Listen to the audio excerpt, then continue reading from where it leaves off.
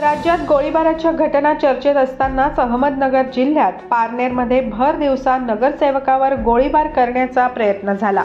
शिवसेनेचे नगरसेवक युवराज पठारे यांच्यावर हल्ला करण्याचा प्रयत्न झाला आहे। आरोपी अल्पवयीन असून पोलिसांनी त्याला अटक केलेली आहे। पठारे यांच्यावर झालेल्या कारण अद्याप समोर आलेले नाही।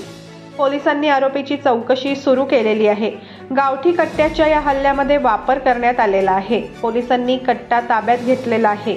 पारनेर शहरातील मुख्य स्थानकाच्या परिसरातील हॉटेल दिग्विजयमध्ये युवराज पठारे आपल्या समर्थकांसोबत येत होते। युवराज यांच्या येण्याआधीच काही तरुण त्या ठिकाणी येऊन बसलेले होते।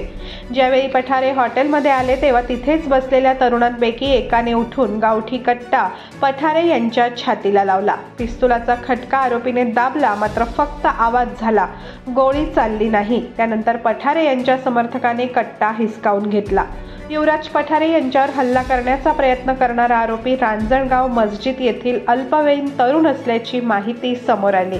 आरोपी सोबत असलेले दोघे जण तेथून पळून गेले आहेत। उपस्थितांनी आरोपीला चोप देऊन पोलिसांकडे दिले आहे। पोलीस आता चौकशी करत असून या हल्ल्यामागचं कारण काय, कुणाच्या सांगण्यावरून त्याने हल्ला केला याची चौकशी केली जाणार आहे।